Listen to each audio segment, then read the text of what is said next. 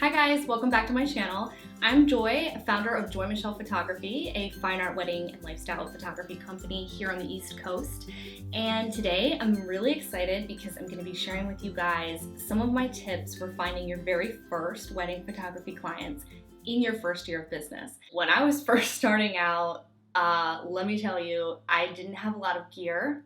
I didn't have any experience and I had no idea what I was doing, especially on the business side of things. Oh my gosh. For my first paid photo session, I actually used a borrowed lens, you guys. Like, I didn't even have a prime lens that I owned. I only had the kit lens that came with my camera. So I was taking a film photography course at the time, and my professor let me borrow the lens that I wanted for this session. And I used a borrowed lens for my first session. I had no idea what I was doing, but I went from that borrowed gear to being a full-time fine art wedding photographer. So I want to give you guys a little bit of insight into what I did to get here and some things that didn't work as well. So let's dive in. The first tip that I have for you guys is to simply start putting it out there.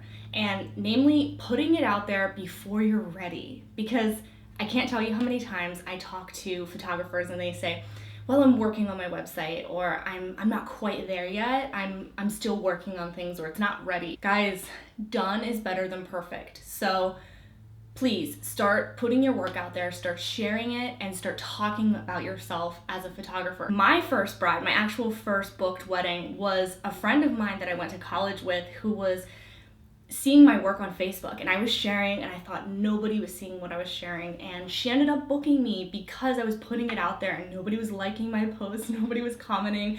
It was just crickets on the internet, but it worked, and it's why she knew that I was doing what I was doing. So my first tip for you, go put it out there and start talking about yourself like a photographer. The second thing I want to share with you guys today is the value of social media. I mean, 10 or 20 years ago, we didn't have any of the social media platforms that we know today. So we have a huge leg up on what used to be a really slow climb for a lot of businesses. So there are an amazing amount of platforms out there, and I know it can be kind of overwhelming. So I'm going to summarize this into 2 points. Point number 1, choose your favorite 3 platforms, or even just 2, and stick to what you know. Stick to what your strengths are, honestly. Because if you're better and great at one platform, it's better than just being mediocre at everything.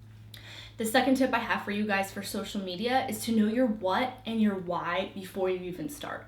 Know what you're offering and your story and why you're offering it and who you hope to connect with before you start sharing. Because you may end up doing what I did, just copying what a lot of other people were doing when I was first starting out, because I had no idea what I was about in those first few months.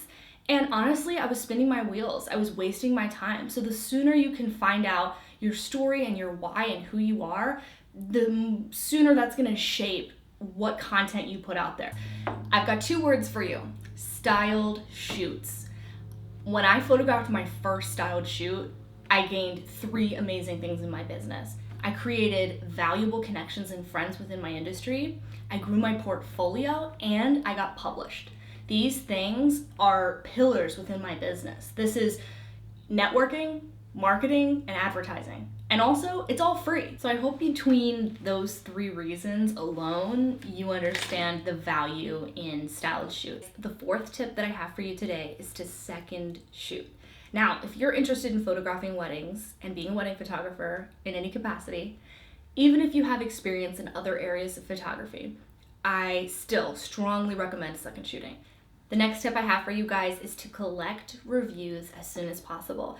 Brides love reviews, which makes sense because they want to make sure that they're getting the best possible product. And also, research shows that a client or prospective client is 63% more likely to buy from a website where they can read reviews, which is phenomenal. So make reviews a top priority as soon as you possibly can. One more bonus tip in the whole world of reviews: once you get some reviews, be sure that you show them off. Put them on your website, add them to the sidebar of your blog maybe. Make sure that they are somewhere really easy to find and super visible so that your brides can find them and prospective clients can read them. All right, we're on our last tip. The very last tip that I have for you guys today is to make your brand clear.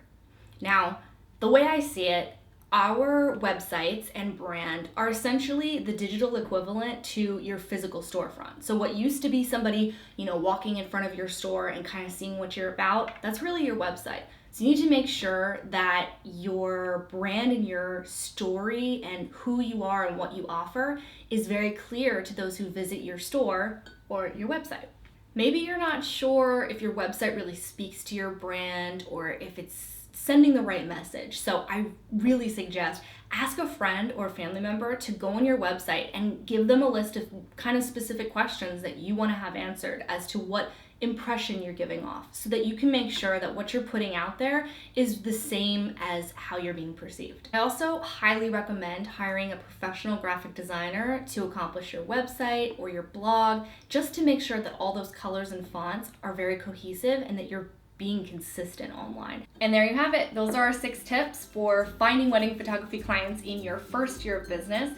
If you liked this content and you want to read even more and get more bonuses and find out ways that you can implement this into your business today, I actually wrote a 10-page e-course on this very topic, and it's free. You can grab it in the information section below and start reading more in depth about how I grew my wedding photography business from the ground up.